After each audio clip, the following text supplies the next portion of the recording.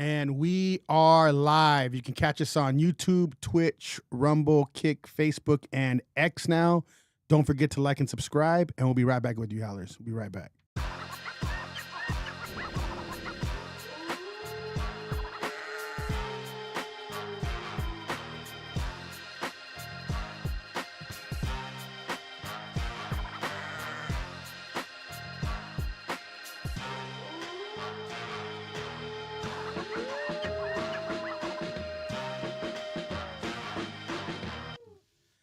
Howls over Baaz. I'm Jacob Casas. This is Ambishun, the Black Cup.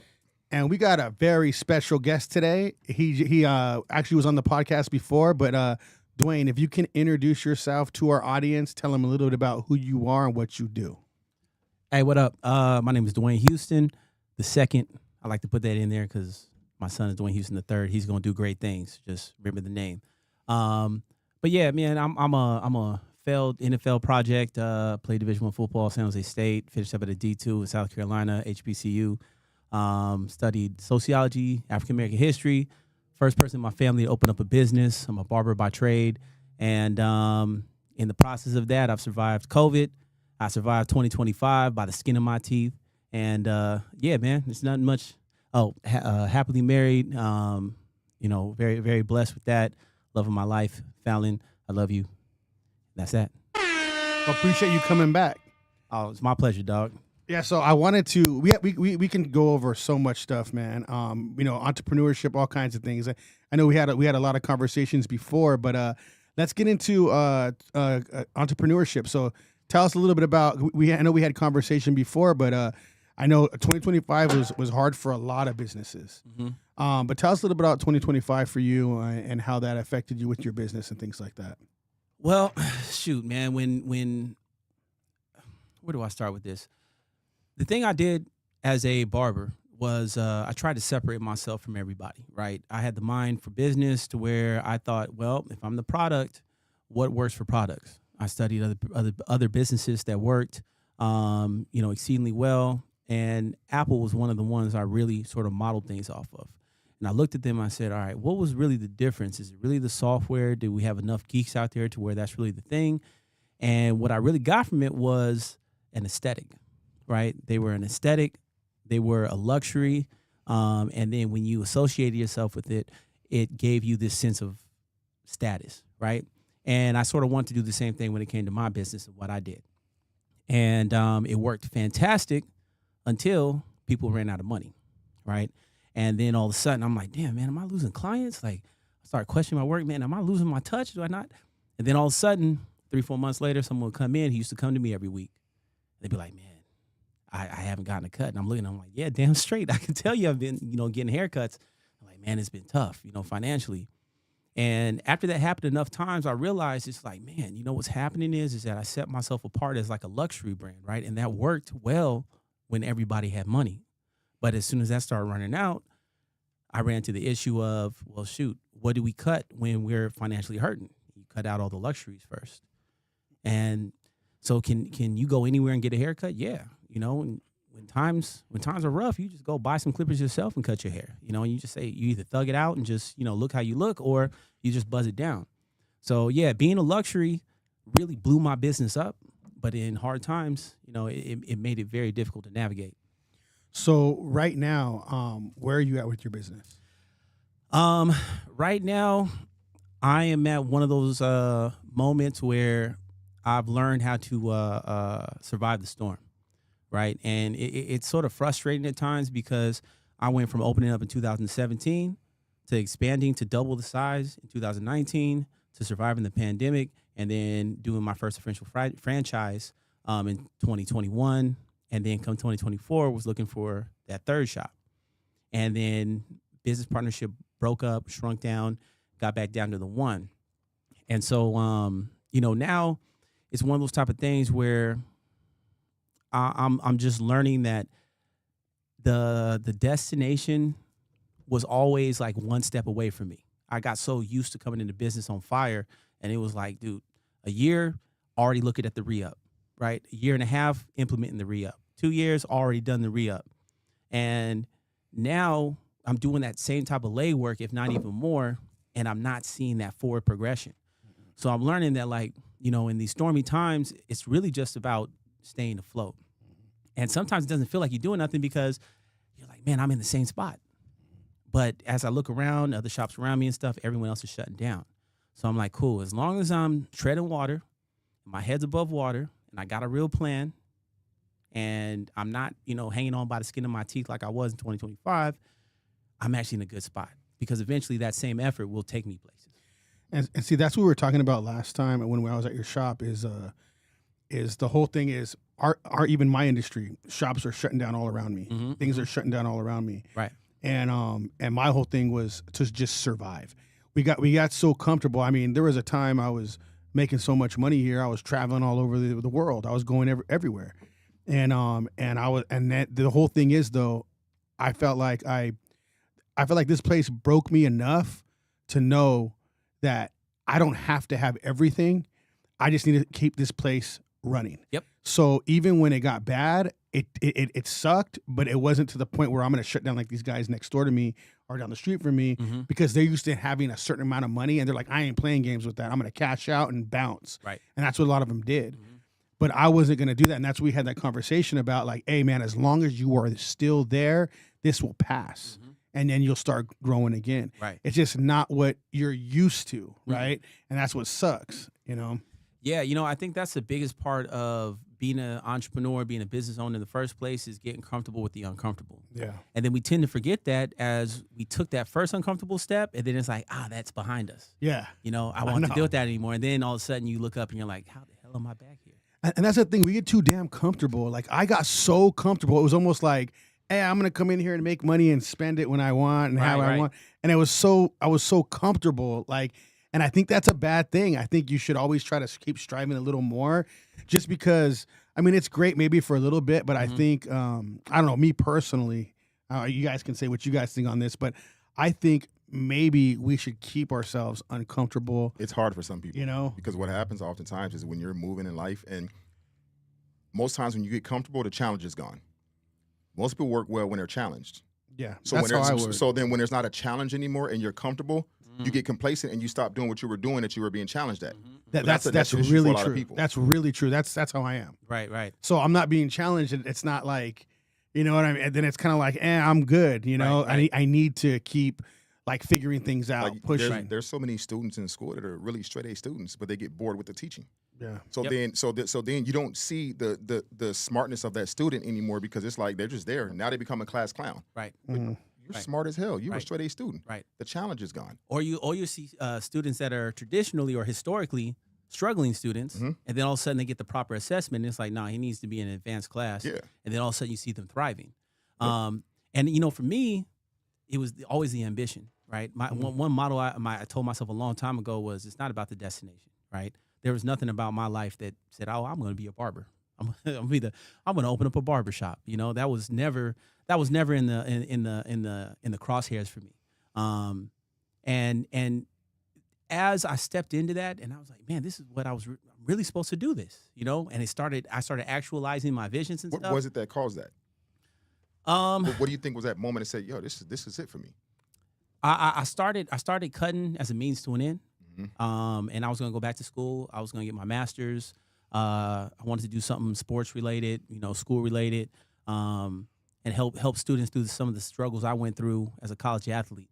And as I was doing this as a means to an end, I was like, damn, man, I've only been doing this for X amount of time, and I'm sort of better than everybody else in the shop now, save like one or two people. And I'm catching them, you know? And then all of a sudden I was like, wait, hold on, man. I got this one guy who comes in and he gives me $100 every time he comes in. If I can just do that a few other times, all of a sudden now I can make a band off of a handful of clients every single week. And I was like, shoot, you know, maybe if I open up a shop. And then it was just like one thing led to the next, right? How much are the haircuts at your shop? When I started off, Probably shoot, man, 25, no, 20? man, I think it was like $18, bro. Okay. It was like $18. I was in like this Puerto Rican Dominican shop, man. So I was like one of like two English speakers in there, like full on English speakers. And I'm exaggerating. It was like four of us. But, you know, most of them, you know, spoke broken Spanish at best. You know what I mean? And, yeah, man, you know, it was one of those kind of things when I stopped fighting because so many of my plans didn't work out. And I was just sort of in the space of like, let's reset, right? Like I don't need to keep pushing. I didn't need to keep pushing football. I didn't need to keep pushing these entry-level jobs and stuff with my, BS credentials and stuff. So I was like, all right, cool, let's reset. Let's do something I know, and then let's work on starting at a higher position, go back to school. And as I was doing this, it just sort of actualized in front of me. And, a lot of it was my competitive nature, playing football and stuff, knowing what failure felt like. I think that was the best thing that happened to me was, not really being able to take football where I wanted to. Excuse me. And that took me to a place where I was like, dang, I don't think I really care about failing anymore. And then so it just became the focus on the road and not the destination, right? That journey. And I tell everybody, it's like, bro, you don't need to know what you're going to do. You just need to know what you're good at. And you need to know you gave whatever you're good at 100% effort. And then the stuff you don't even know if you're good at or not, you still need to give that 100% effort. Because the wonderful thing about 100% and everything is that when you turn around and you give it hindsight, you have a really clear perception of like what you are and what you're not. But if you never turn over those stones and you never give it a full effort, you never really know what's under there. How do you He's like, hey. Message. So with you owning your shop right now, this is kind of a two-part question. Right now, where you're at, what's the going rate for haircuts where you're at? We start off at $40. And we spend a lot of time on details and making sure that these are quality cuts. So $40 is the entry point, but each individual barber has their own set of prices. Me, I start off at $60 for a basic cut, and then my packages go all the way up to $120. With that, okay, well, this is off from my second part question, but you said something around because I own a shop in downtown Riverside, and being a shop owner, I feel like you build your own clientele because you're an independent contractor. Yes. If there's a base price in the shop, like our cuts start off at $45. That's where it's at. Base price, beard, whatever, it's all included. I feel like when you have somebody that's charging $60 and you have somebody charging $45, clients that come in, especially new clients, they're going to go with the cheaper price individual off of the top. Do you feel like that creates division and some sort of tension in the shop? Well, what I tell guys is that when they raise their prices or they set their price point, it should be based off of what they're doing independently, right? Because their skill and everything is not really based off of the shop. It's off of their individual merits, right? So if they leave, most of their clients are going to go with them. I mean, that's how it should be, right? I mean, that's what loyal clientele looks like, and that's what we try to build. So when it comes to that, that's not really an issue, because if anyone is charging my prices or around my prices, it's because they've had a grassroots approach and they've grown their clientele organically. And that means that the price you're raising at that time where you're raising it to 45 to 50 to 55 to 60, 80, when you're raising it to these prices, it's because you literally have not enough supply for the demand. So by the time those walk-ins come in, you really shouldn't even have to take those walk-ins if you're charging my prices. Okay. But there is some nuance, right? Because we'll get like some barbers who I had this one barber who came in, super dope skill set, and he just new to the area, right?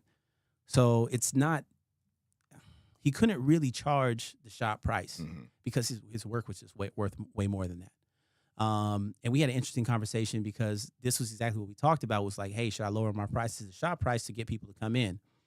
And I was like, nah, man, you know why? Because if you look at like certain like clothing brands, like if you went to go like buy a t-shirt online, saw an Instagram ad, and you're like, oh man, this looks like the right kind of cut. This looks like good material and everything else. And you go to click it and it's $15 for the t-shirt. You're going to be like, nah, that's not really what I'm going to get, because it's not the quality I want. Now, you have two different kind of consumers. You have a consumer who's just like, oh shoot, this looks like what I want, so I don't care what the quality is. I roll the dice on 15, right? But then you have the other type of consumer who's used to wearing, higher end kind of stuff, and they're gonna look at it and go, I would like the value, but I'm not willing to sacrifice the quality. So they're not even gonna look twice at that $15 shirt because the price is too low. So what do? You want to come in at a healthy point, $30 shirt. That substantiates the quality, and also it's a low enough price point where you can, attract new clients. Yeah. So why do you think that so many barbers stay broke even when they're booked? Oh man, this is all right. So I personally had an issue with this, right? Not that I was broke, because I was doing crazy volume, right? But I was like spiritually broke. I was like physically broke because I was running myself ragged. And I was so afraid of losing people because I thought, hey, if I just provide the best value and I just outwork people and I just do volume, then, I'm going to reign, supreme. And then what ended up happening was I started looking at barbers who weren't as talented as me, who were charging more than me and had half the clientele as me and making the same amount of money as me. So they're working half as much, they're developing their skill half as much, but they're working smarter. So what I ended up doing was just trying to take an assessment. It's something I took off of working in leasing for Lewis Apartments. It was this crazy thing I found out was they never wanted to operate at 100% capacity. And it blew my mind. I'm like, why? Wait, don't y'all rent out apartments? Why wouldn't you want 100% capacity? And then come to find out, they had this algorithm. And they're like, well, if we're at 100%, it means that we're charging too little. So we're doing the work for 100% of the capacity, and we're not making 100% of the profit margin, right? So their healthy number was anywhere from I don't remember exactly, but it was like 92 to 94% or something like that, right? That was like the low end. The up end was like 96%. So it was between like a 92%, 96% range of where they wanted their occupancy, and that gave them a judgment on a week-to-week basis on how they were going to adjust their prices. So if it went below 92, it means they were charging too much. If it went above 96, they were charging too little. Dang. Yeah, and then so I just applied that to what I was doing. That makes a lot of sense, though. It does. Yep, and it alleviated so much off of me. And the best part was me owning a shop.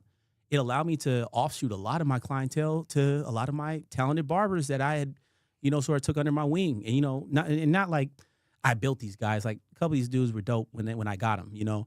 But I did have my hand in, helping them refine a little bit. And then, when my clients see me working with them, and then now they're going to pay attention. Oh, that guy over there who you were talking to last time, he's doing good work. I'm like, man, he always did good work. Oh man, can I come in this day? Nah, man, I got the X, Y, and Z. Why don't you go try out Austin? Oh, can I go try out Austin? Yeah, go try him out. And then that's that. They're with him now, Yeah. And so I lost that direct client, but I also kept him in the vicinity. In the home. Right? And this is another problem with barbers. This is what they do. They covet their clients. Right?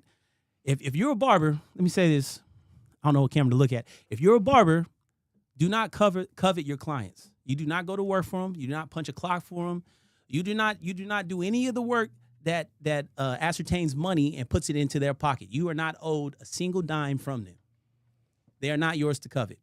Provide them a great service, and hopefully it's some kind of thing of a synchrony where their money sees value in what you do, and that continues on. But when they're ready to go on, do not burn a bridge. Do not sit here and badmouth another barber or anything else. Encourage them to go try it out. Because if you're doing your thing like you're supposed to, they'll come back. And even if it's not in the capacity that you want, they'll come back. I got a lot of seasonal clients, and I call them seasonal because they'll come by when it's Christmas photo time, or they'll come by when it's job interview time, or when it's birthday time, right? And they're like, man, I gotta go to my other guy. He does a really good job, and he charges only like $30. I'm like, bro, yeah, shit, I go too. Give me a number. And then, but when it's something nice and they want that luxury experience, They're coming. They're coming back to me. So if I was over here and I'm being some hater and I'm coveting my client, that's money gone forever. Yeah. Right? But if I'm like, bro, like, dude, and I tell them the same exact thing. I don't work for you. I don't go to work for you. I can't tell you where to spend your money. Oh, what do you think about this guy? He's dope. You should try him out. How do you think you got to that space of being comfortable? Because that coveting aspect. Like I said, man, I never planned on doing this. This was a means to an end for me. So I think my entry pace in which I did a lot of stuff. My entry point in this was like, this is like plan D. This is like A, B, C, D, E. Like I'm going down the alphabet when it comes to me barbering. So by the time I got here, there was no like pride or, ego or anything. It was a very humbling moment for me. So me doing this, it was like a passion project and a means to an end. And I think I've carried that through a lot of the stuff here where it's like, I don't got anything to prove to anybody, man. You either like me or you don't. For the up and coming barbers out there, how do you actually go about building your clientele, promoting, marketing? How do you go about that? What's your strategy with that? Historically, man, I did a lot of portfolio work, like on Instagram, back when it was just pictures. So I took a lot of pictures. I posted the pictures. I did it from, I guess you say flattering angles and stuff. And I kept a lot of that content going. But I think this is where barbers haven't messed up. Like that was not first touch marketing, right? That was like second touch marketing. And what I mean by that is like first touch is like first impression, right? So by the time people saw my Instagram page, like 90% of the time, I had already talked to them, right? Or someone had already talked to them about me. And then they go to my page, and then it's like that affirmation, like, oh, okay, yeah, he's dope. I'm going to go try him out. But most of my clientele from that first point marketing was just going up and talking to people. And then the people I did cut, give them the best services possible, create good relationships. Half of them I didn't even have to ask to do anything, promote you, because if someone's happy with your stuff, they'll go market you for free. And then just to incentivize that even more, I always carry the refer 3, get 1 free.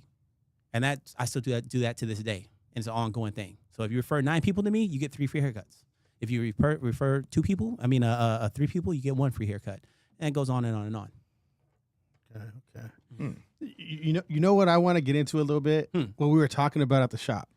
You remember what we were talking about, and you got me to change my mind a little bit on some things, some politics? Oh man, I talk a lot, man. Okay, so we were talking about the whole situation with ICE and how and do you remember this conversation now a little bit? Yeah. Okay. We're gonna stretch. So like the thing is we had a good conversation, and he brought us some good points where I was like, oh shit, all right.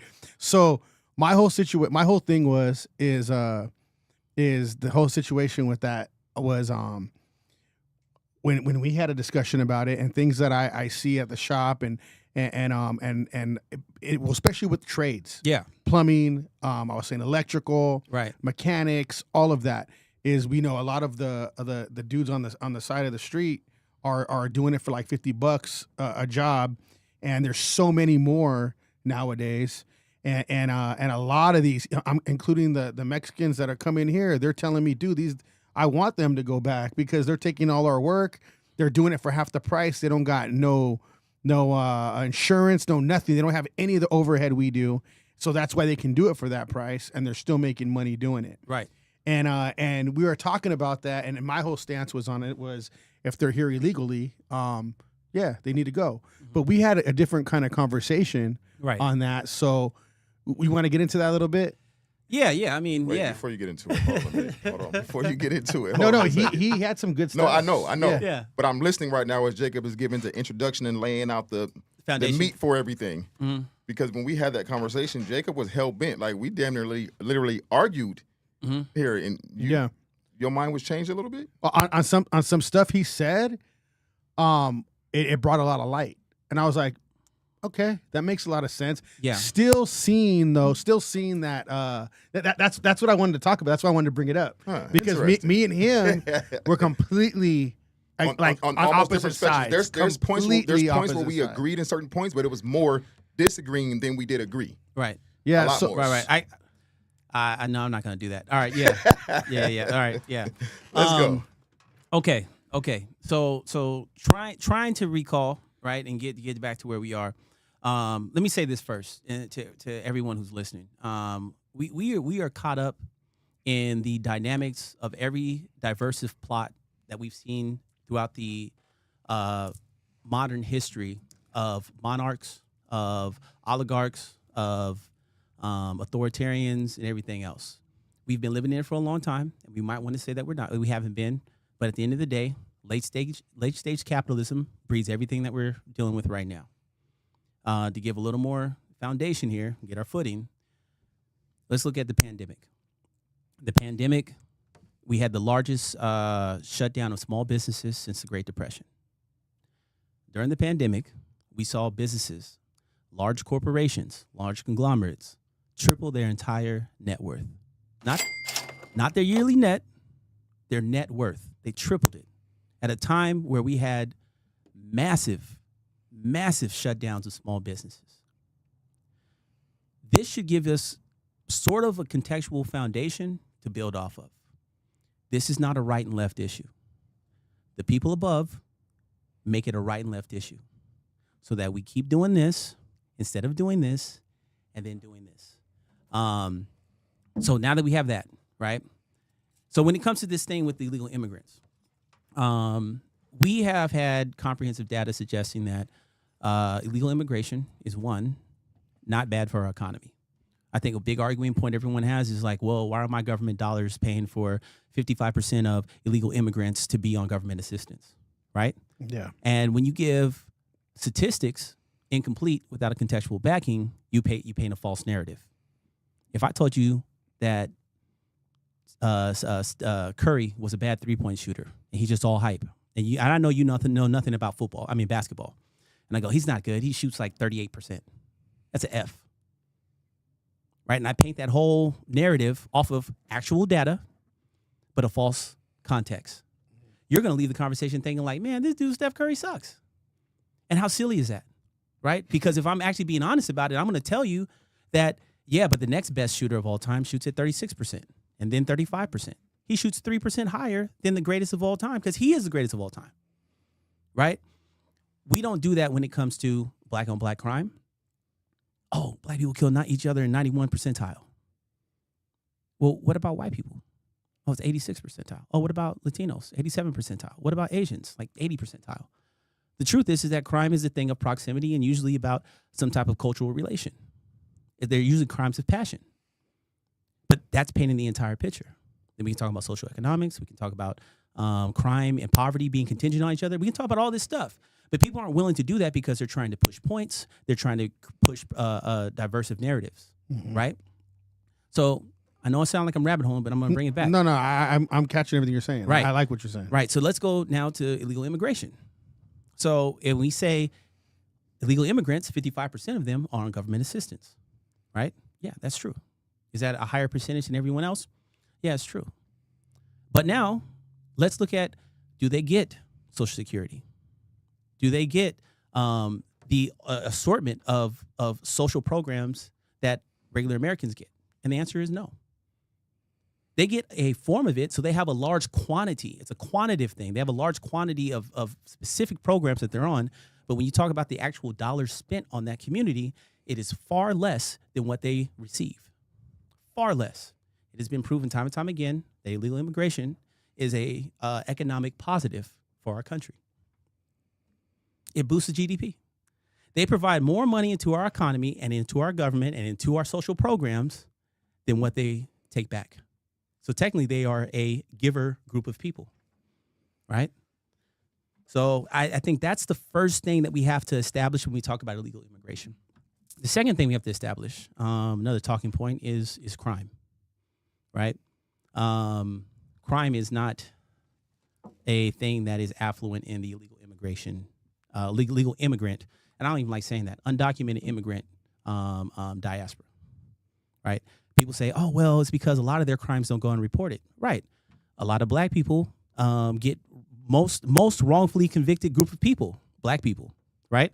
But then when you say that to a right winger, then they turn around and they go, oh, well, yeah, but that's only like 7% of the cases. It's still the most, but yeah, it doesn't affect the overall thing of crime. Okay, yeah, it doesn't. There's still, disproportions and stuff there. But why don't you have that same logic when it comes to crime in the illegal immigrant community?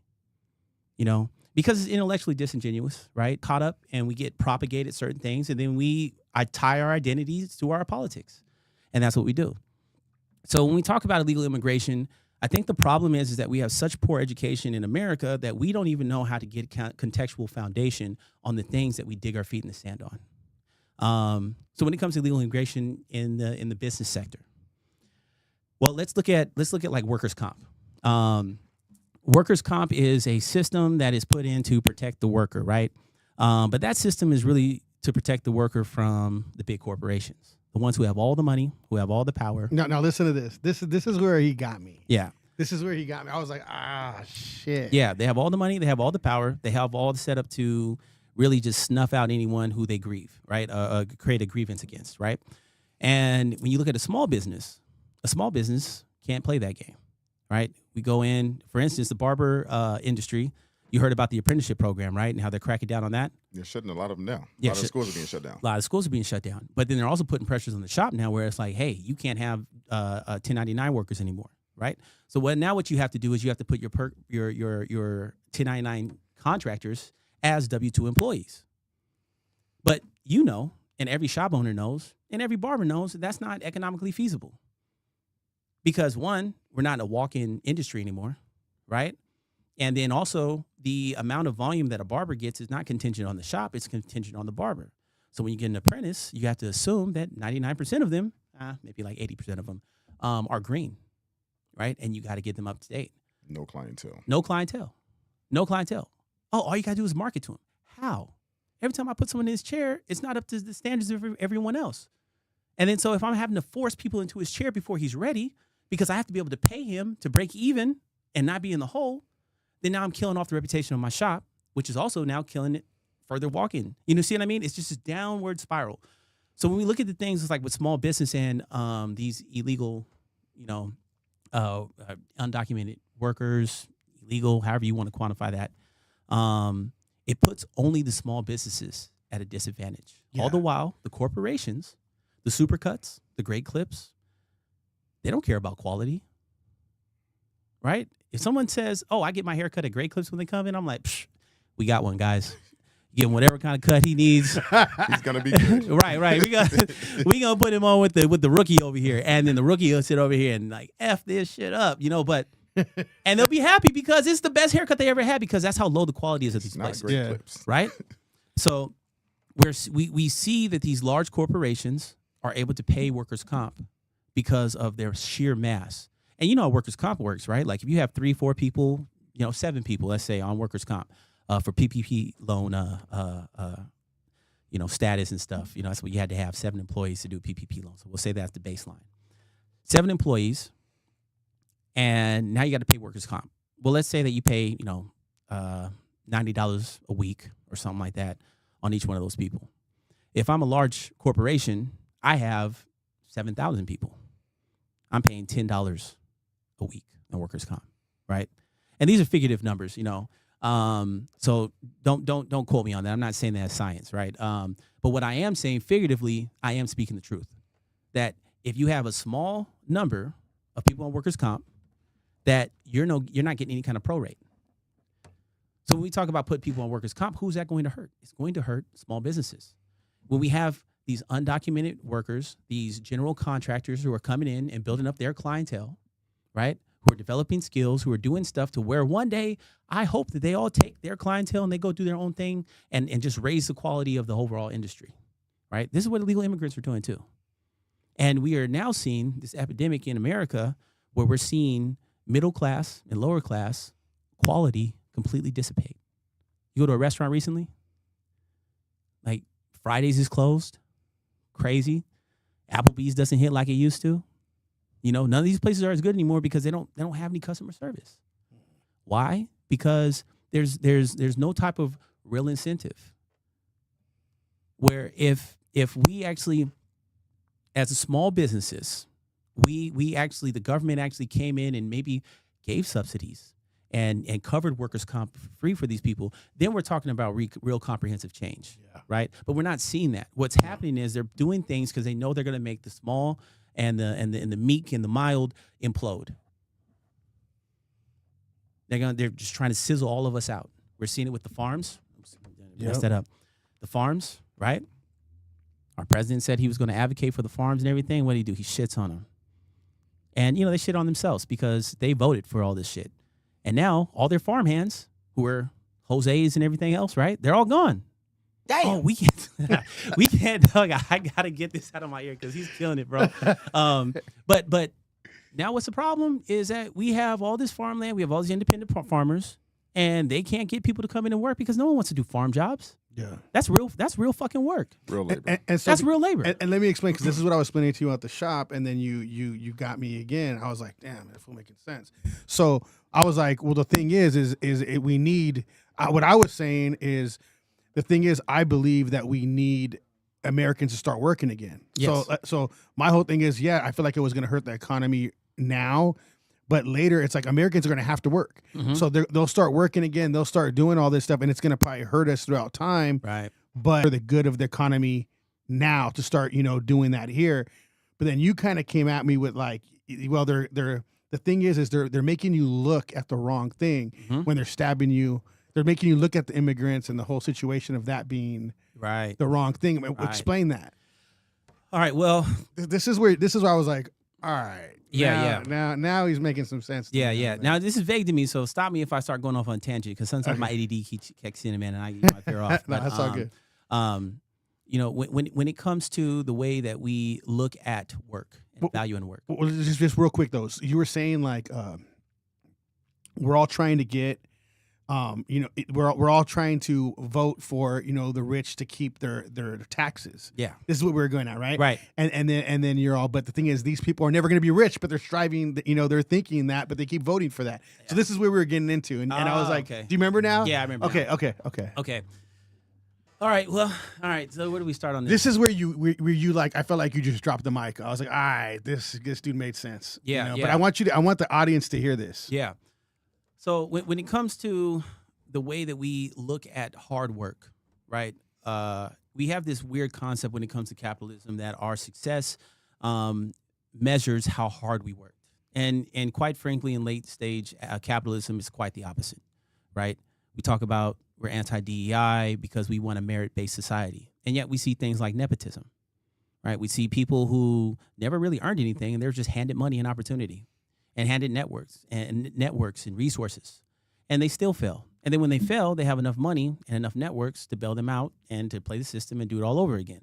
And we still say that those people are successful, and I'm sorry, not successful, but merit-based, right? Yeah. And so that's like a false dichotomy that we deal with in our society right now, is that we really look at the end result and not the road, right? How did the person travel to get here? That's what's really important.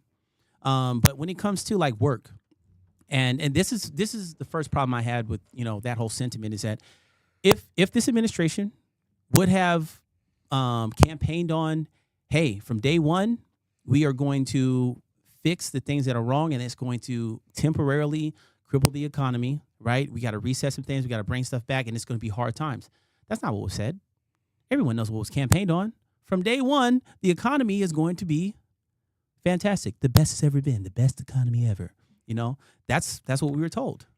But now all of a sudden the narrative shifts and you move the needle and you go, oh, well, now we're tanking the economy because, we got to pad this fictitious crypto coin and stuff. And, it's all this like crazy stuff, that all these theories and stuff now, which I think are less theories, but it's disingenuous the way it started.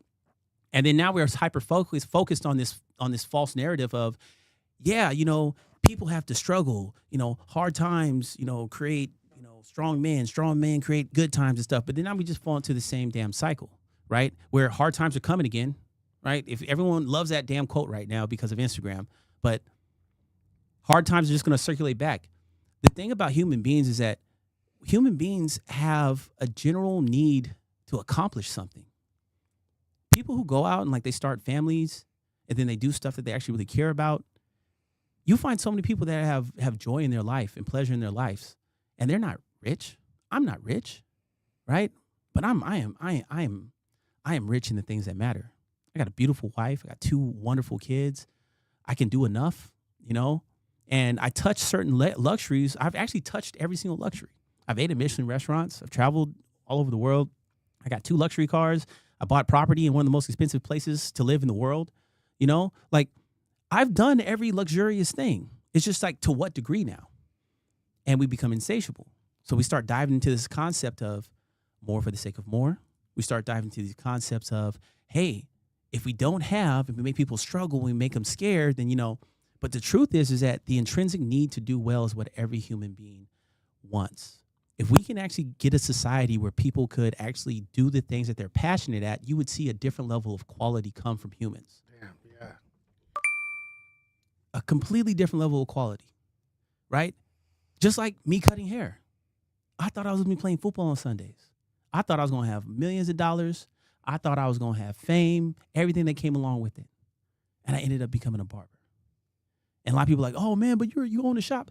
Bro, I'm a barber, bro. That was the next step. You know, you become a barber, you're good enough, you open up a shop. You know, I didn't reinvent the wheel or nothing. You know what I mean?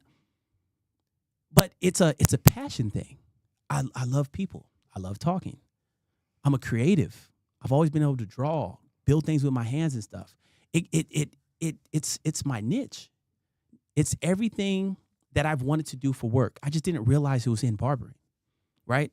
So it's not really about how much money I can make, because I could have been on podcasts this whole time. I could have created my own, streaming, whatever. I could have been traveling the world, teaching people, working with Hanzo, working with all these different companies and stuff that I've been asked to do. But what was more important to me was setting up a barbershop in Rancho Cucamonga, because that's where I grew up. That's where I wanted my kids to go to school. That's where I wanted to play sports. That's where our family is. It's close enough to where my wife wants, works and stuff and wants to work. So why did I do it? Well, not for the pursuit of money. Well, doesn't that hurt your quality of work? No. I produce great freaking work, and I do it consistently every single day for 11, 12, 15, 12. How old am I? Shit. 14 years. For 14 years, man. I've been doing this for 14 years, and I feel like I'm still getting better, because it's not money that drives me, but it's a passion. It's that I'm tilling the earth in my own way. This is what God put me here to do, right? And it might not just be cutting hair, because that's sort of frivolous, right? Sort of vanity and stuff. But I have these conversations on a day-to-day basis. We talk about God, we talk about politics, we talk about family, we talk about fatherhood, we talk about business, we talk about all kinds of stuff. And I get to do it in a way where I'm really like impacting people, and they're impacting me. You know, I have purpose. And if we can cultivate purpose in people before we say you need to win. Yeah. You need to win at all costs. And that's why we have someone like Donald Trump in office. The dude doesn't have merit. He's not any kind of think tank, you know? He's not an honorable man who's honored his wives. Right? He's not a guy who respects women, who respects laws. He's broken laws his entire life. You think his first lawsuits are as president? He's been having lawsuits against him forever. I think I don't want to say the number, but I think it's like in the thousands as many lawsuits he's had against him. Yeah, a lot of suits for sure. Right? This is not a man of merit. This is a man of money. And we sit there and we look at him. He goes, he says whatever he wants, because he's not smart enough and articulate enough to say something without insulting people. But people look at that and go, that's a straight shooter. This person's an idiot, and I'm the smartest person ever. It's a straight shooter. No, it's not. It's a rich, spoiled fucking brat who inherited $405 million in 1982 from his dad. It's equivalent to $11 billion today. Before this administration, you know how much he was worth? $2.5 billion at the most. That's a lot of money. That's still more money than any of us will touch combined, right? But that means he fucked off 80% of his wealth. Now, one of us, if we walked into a room saying we were worth $200,000 and all of a sudden we're worth $40,000, everyone would look at us and be like, you're a terrible businessman. 100%. Right. But how much slack did we have? How much rope did he have? You know what I mean? So we have fallen into this. We have fallen so far as a country where we sit here and we really value money over all things. And I see Christians doing it. I believe in Christ, right? And I've made a separation because I consider myself more of a disciple than a Christian, because although Christians love saying it's a faith and not a religion, they practice Christianity as a religion. Yeah. And I have to make the distinction, right? Yeah, well, even in the Bible, Jesus talked about he didn't even like religion. It separates man from God. So that's already, been spoken. I mean, there's so much division in that realm anyways. A lot. Yeah, I'm sorry I went on that tangent, man. Hope you guys stay with me. But that's reality, though. I mean, it's what's happening across the country within itself. Our society today, it's in a real fucked up state, and it's sad because a lot of us know it. But we don't discuss it. We don't talk about it. We don't talk about a solution. We don't do any of that. Mm-hmm. We'll talk about the problems over and over again, but there's never nothing else. Right. What I like what you said was our whole country is all about the money and not purpose. Mm-hmm. And that's what I do see a lot of I mean, when we were talking before, like, we don't agree on everything, but we don't have to, No. right? But everything you said was on point. Like, I can't say it wasn't on point because Right. it's on point. Like, Right. like that's what everybody is all about, the money. That's all it is. It comes down to. Right. And that is sad because it should be about purpose. And because money's going to burn at the end of the day. Money's gonna burn, and we're gonna go back to dust. Right. We can't take it with us. And I think when we talk, and when I talk to a lot of people, I actually have a way of getting through to people because I don't have an agenda. That's that thing too. There's no agenda behind it, and you just make sense. Right. I don't have an agenda. As we sit here and listen to you speak, you're very articulate. You understand. Not only do you understand, you also know, Mm-hmm. and you apply what you know. Mm-hmm. Being in the shop, it's a safe space for a lot of men. Mm-hmm. Why do you think a lot of men are in the shop and they talk big in the chair? The way you're talking right now is real life. Mm-hmm. A lot of men talk big in the chair, but when they're out in the world, it's real small. Oh man, man, that's loaded, man. That's a broad stroke. They play small in life. Yeah. We have we've had so many onset cultural wars inflicted upon us with intention, right? Mhm. We have the male loneliness epidemic that's going on, which is real in its own right, but then it's also exacerbated in others, right? I mean, this is the same kind of thing that they had in Nazi Germany. This is a big reason why Hitler was able to do the heinous things he did and get the support of the church and all this other kind of stuff, because they were able to blame the transgender community. They were able to blame the homosexual community, women's rights, the other religions, and it was everything is the issue but me, right? And I think a lot of people come to the barbershop and they're able to talk about the issues that they take on because it's the one safe haven for men where we can honestly talk about what's affecting us. Because I think oftentimes when we get around each other, men, we say a lot of stuff that's affirming to the things that we want to believe, right? But one thing I always try to do is hold people accountable to the calling of man. Can I say one thing too? Sure. Is I was at his shop and you know how I am. You already know how I am.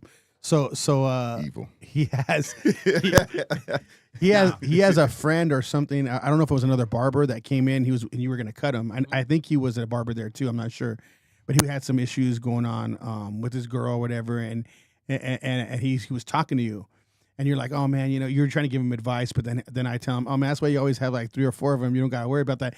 And the first thing he says, hey, don't listen to him, man. Don't listen to him. That's not how, because he has a good marriage. Like when he talks about, he don't No talk one should bad. listen to you. No, but I'm saying is he don't talk. A lot of people be talking bad about their wife, things like that. I've their never marriage. heard him do that. Number one. But you should. Number two, I know, but a lot of people do. Yeah. I'm saying, right? People complain about that and stuff like that. When I talk to him, I feel like he's always trying, and everything he's doing, that from what I talk to him, he's always trying to be great at it. Like create it to be good. So that kind of. And that kind of, I was kind of looking at him like, and then he was talking to him, explaining things. I'm like, But we to need him, and more. I'm like, yeah, don't listen to me, man. Listen to him. but we actually genuinely need more of it, because there aren't enough men of valor. There aren't enough men that have real upstanding morals. There aren't enough. Yeah, men. morals, honor, and things like that. And there's something you said a minute ago, and we spoke right when you said it. You counter on it, but you spoke about the accountability. Why do you think so many men avoid accountability but demand respect? Oh man, Dang. that's a great question, man. That is a manipulation of scripture and weaponization of scripture, right? I think it's in Ephesians 5 where it says, men, love your wives like Christ loved the church. Mhm. But it also calls for women to respect their husbands. Mhm. And they don't understand that what that scripture is calling for is for the man to take leadership and to submit himself to Christ and to God before anything else. And then for the wife to not submit onto the man, but technically through the man to God. So you're supposed to be mirroring Christ as a husband. And that is what your wife is submitting herself to. She's not submitting this to you. But see, we have egos, man. Men walk around with egos. And, even and I have an ego myself, right? Luckily, I just have mine checked because, I'm a 6'2", 230-pound, black man, Division I athlete, business owner and stuff. I got a lot of shit going for me, and I've had a lot of failures, but I have a lot of shit going for me where I'm like, I'm confident enough. I don't need to be everything. I got fucking enough going on. You know what I mean?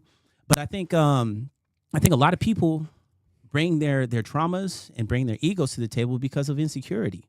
And then they look for ways to justify their insecurity instead of being a man and owning up to it and saying, like, I'm insecure. Like, this is, and my thing is, in general public and stuff, I'm very secure. I used to not be, right? But I addressed it. I've worked on it. And what would you call being insecure? Like, can you explain that? Because you were saying some stuff at the barbershop too, where I was kind of like, situational though. It is. It's very situational. Yeah, but you were saying some stuff like to him, and I took a lot of what you said last time. Yeah, I've seen obviously. That. Yeah. So and I don't take a lot of people's say because I just think they're full of shit a lot of the times. Yeah, I just think they're full of shit a lot of times. Mm-hmm. So but that's why I always said I like conversations with you, right? Because I feel like I take a lot in when you speak about certain things, right? And I remember you saying, like, yeah, man, what were you saying? Something was going on with you and your wife, and you're like, yeah, but I realized I was being a bitch. So you're like, so I had to make sure I was being a man about it, like, and it was something I'm like, but dude, that's not being a bitch. Like, you're mad about it. You're like, nah, because I'm the man, and I'm supposed to be a man about things. Right. And but you need to explain that because I don't know if you remember that same situation or just the situation in general. Yeah, I remember the situation in general, not specifically what I said, but just to tackle it as a whole, and going back to what it says in Ephesians 5, man, it says, love your wife like Christ loved the church. And I think we use that as a cliche, and we don't really look at things. And we do that a lot. We do make cliches, and we don't look at things really what it's saying, right? Love your wife like Christ loved the church. How did Christ love the church? How did Christ love all? Unconditionally. And I think I've said this before to you, where I found myself being selfless. I've always been a selfless person. I've always been a man in that regard. I was raised like that. It's my family dynamic from my grandfather to my father. Nothing special about me. I just learned what I was raised with. But I didn't realize that I was being selfish in my selflessness. It was an investment. Everything I was doing was an investment. So when I'm doing this, and this, I'm expecting this and this in return. That's how I live my life. That's how you live your life, right? Yeah. That's how most of us live our life, because we are used to, this is all trickles down from a capitalistic mindset, right? Damn. If you do X, Y, and Z, crazy. There is supposed to be a return on your investment, right? Yeah. Opposed to when you're doing things for the right reason, truly, the way that Christ would want us to do it, you do it because you're called to do it.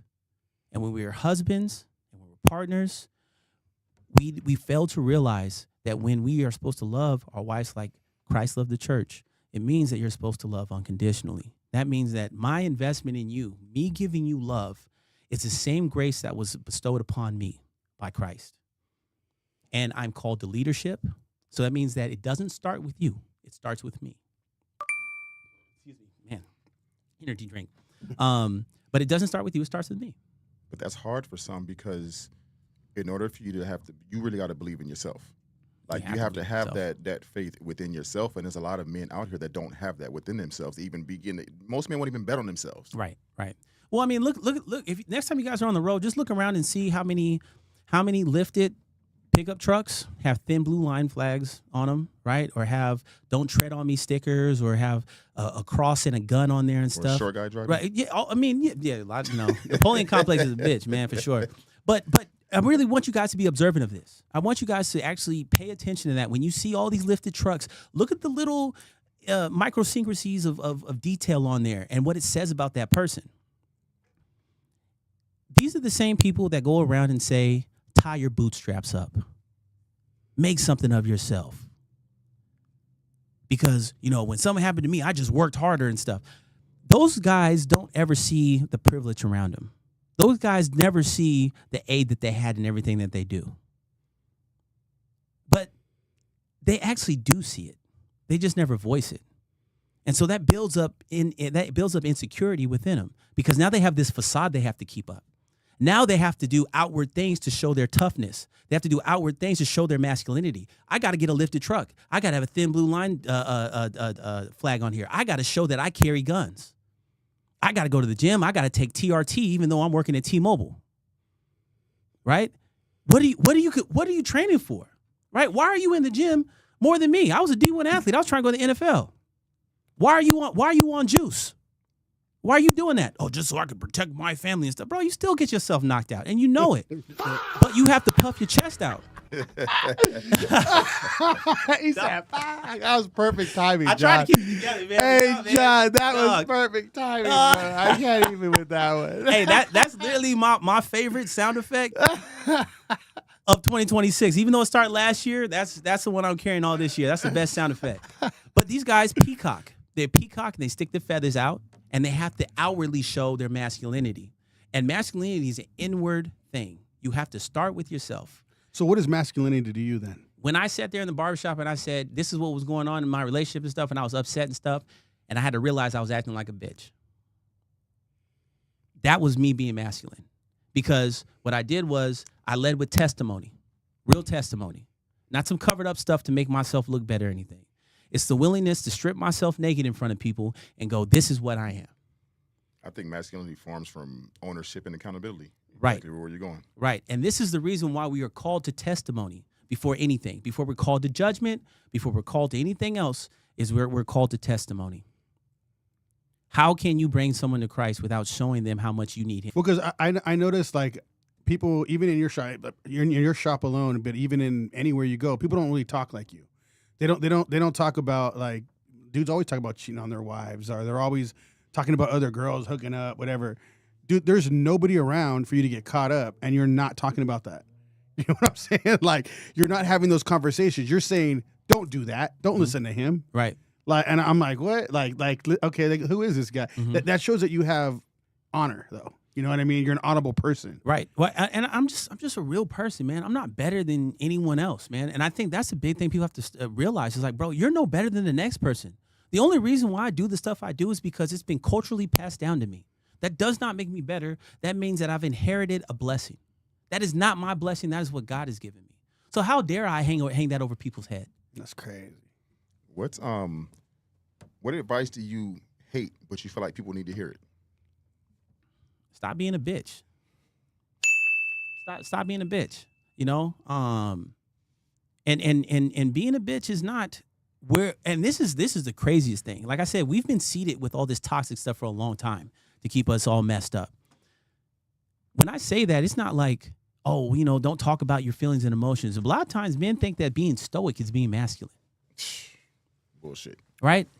Oh, I can't show weakness in front of my wife because if I show weakness in front of her, then what's going to happen is she's not going to trust me anymore. And she's going to leave me because the whole fabric of the house is going to, and I got to puff up my chest and make sure she's safe and stuff. But do you know how many women actually have that?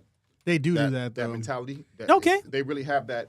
Oh, my man weak because he be crying around me. Like a lot of women have that mentality, and it's sad. Okay. Leave her.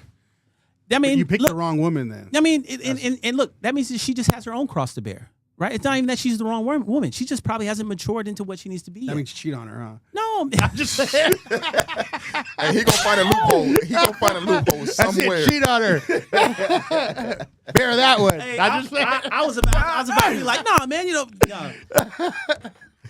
Jacob's gonna Yeah, find you a threw that out loophole. there casually as hell, man. I was really about to respond. Yeah. No. Yeah, no. It just again, this is where humility comes in, right? And understanding where your grace comes in. I was not what I am today a year ago.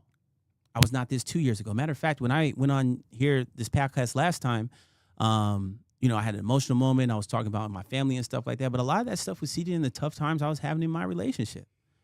And it was because of me. It was the stuff that I was choosing to do and the things that I was doing in my relationship. And that was really what brought me to God, man. Because I realized that everything I was doing wasn't working. And then in my dive into scripture and understanding, you know, what God was calling me for, what marriage was, I understood that I was selfish in my selflessness. And that was the foundation of change in my relationship. Now, does that mean that my relationship is perfect now? No, I'd be lying if I said that, right? But I at least have a foundation of context to build off of. And application is a bitch, right? Application is tough. And I think a lot of times we sit here and go, well, if this person's not doing exactly what I say when I say they should do it, then they don't really care. They never can change, so forth and so on. No, a lot of times I'm 38 years old. I'll be 39 at the beginning of March. Damn. Damn. I'm just playing. But Give it to him. God. But a lot of times, you know, 2 years ago, I was 36 years old. I had to undo about maybe like 24 years of trauma. Some of us never even realize we have that trauma to unpack. Right. How am I supposed to undo 24 years of trauma in one go? It's impossible. It's an impossible feat. So women need to have more grace for the men, but women also need to take their own accountability. But men need to have more grace for women. We're all imperfect creatures, man. We're all working on this. So what's the hardest truth with everything you're saying right now? What's the hardest truth you had to accept about yourself? Because you had to begin to make that shift and change. That I wasn't as selfless as I thought I was. I always thought I was this empath who really cared about people. And I had to realize that what I cared about was how much I looked like I cared about people. How much I looked like this perfect husband and stuff, right? And then when that was questioned, now my insecurity kicked in. Because I was more concerned in what I was exuding than what I truly knew I was. Because I knew what my heart was. Even if I couldn't necessarily define it, I knew that I was doing stuff as an investment. When I take my wife out to dinner, when I'd say nice things to her, when I'd rub the small of her back, not in a sexual way, but just like, I'm here, I love you. Just all these little things that I heard old boyfriends used to not do, or her dad used to not do. For all this stuff I pay attention to, I'm like, I'm going to be all of that for you. And then when I did that and it wasn't received, it angered me. It made me bitter. It made me resentful. It made me insecure. Because I'm like, am I good enough? Is any of this good enough? Do you think you have abandonment issues or had abandonment issues? No, because my parents were happily married for 25 years. So my grandparents. It was just that it was a foreign dynamic to me.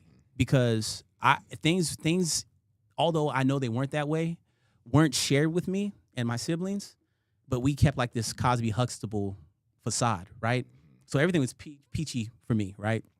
And then my mom passed away when I was 19. She was 47 from breast cancer.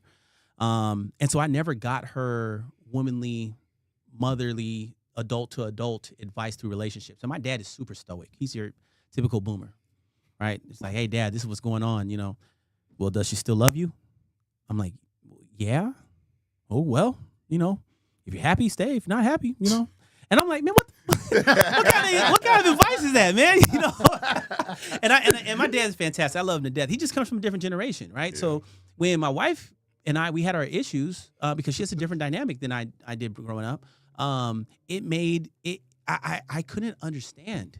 I couldn't understand why I was doing so much, and then also, I was the failed project, right? I was supposed to be something different than what I was. Where my wife, she's so sure of herself. Like in the best ways. She's just like such a Damn, I feel like you described my life. Man, she's so brilliant. Truly brilliant. Like she's one of those type of people where everyone goes, "Oh yeah, I'm an alpha. I could have made it out in any situation." No, my wife is one of those type of people where I think any situation she was in, she would have been very reminiscent of the same person she is right now. She's just so sure of herself. She just knows who she is. And me, I wasn't really that. I'm like a BA personality type. I can rise up to alpha level, but I'm a BA personality type, and I was comfortable in that. But I think when it came to her, it was like she got all of her stuff together. I got out of college, started dating her. She was making 6 figures. I had a ratty motorcycle that I had and a broke down car. I was living back at home with my dad because, I just fresh out of college, right? She had all this stuff. She had an apartment. She had a nice car. She had money. She's exceedingly beautiful. And I felt like I always needed to prove something, like I got to be good enough for her. One day I gotta do this. So then I was working my ass off because of my intrinsic drive and ambition, right? Or my competitiveness more than ambition, but then also for her, I was competitive and like, I want to be the best boyfriend in your whole circle, right? All your friends and stuff, I want you to shit on them with your boyfriend. And then so I kept pouring in, and not realizing that I was pouring in because I needed to feel something that was missing in me. There was an insecurity in me because I didn't see myself on par with her. And then so as I kept doing stuff, and then the dynamic never really changed because she is who she is. She loved me the same way with nothing that she did with everything. And I thought maybe it should be more because I became more. Right?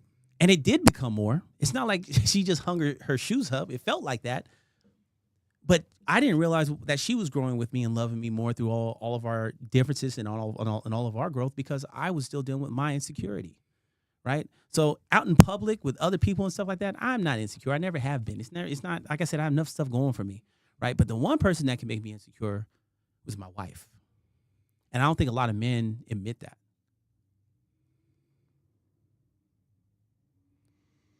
And there's different dynamics, man. You have a relationship narcissist, right? Which a lot of men can be as well. I'm not that, right? I'm more of a relationship like codependent. I think if you go like a psychological evaluation and stuff, right? So there's stuff there I've had to like overcome and work through, and I still do. Yeah, I'm more of the I don't give a fuck the relationship narcissist. Yeah, Very. Yeah. No, I'm not even that, because I just don't care. Narcissistic. But I'm trying to, like, maybe not care now. I mean, care now. You know what I mean? But the basis of like you not caring is really like, okay, well, if you want to leave, I'll get another one. Yeah. Well, it's not even that. I don't even. No, it's not even. It doesn't even get to that point. Like, come on, you see some of the girls I brought into the shop. I didn't care about any of them. Yeah, maybe. Yeah. I got some. I love you all, though, at the same time.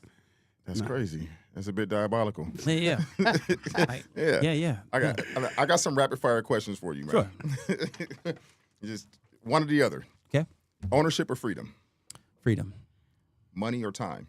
Time. Respect or liability? I'm sorry, respect or likability? I was gonna say respect, man. Respect. Hustle or patience? Ooh, yeah, this is I'm struggling with. Patience. Comfort or legacy? Legacy. Okay. Those are all good ones. I like those. Yeah. The hustle. Yeah. Or what is it? The hustle Patience. or patience? Hustle or patience? Yeah. That's a tough one. It is. That's one I'm like juggling right now. Me too. Yeah. I already got Promise patience. So I'd pick hustle now, because I'm patient enough. Now this shit made me patient. That's not patience. That's narcissism. No, this shit made me patient. Everything will go back to narcissism. That's what he wants to go to. But the thing is, we know who the real narcissist is, though. Right. Hey, for real. Right. For real. Shit. Look, we gonna run with that the whole time, man. Yeah, I got a new car the other day, narcissism. Yeah. That's what he'll say. He'll just keep saying it. Shop is good. But the thing is, he's like this, but he's like this, really. No. I don't ever put my thumb back on myself. I keep it down. Yeah. 2 fingers at you. Yeah. But before we close out, man, I just wanted to have you, if you want to go ahead and shout out your barbershop, any last words you want to say, any words of wisdom, anything you want to say to the camera, it's all you right here. The floor is yours. Yeah.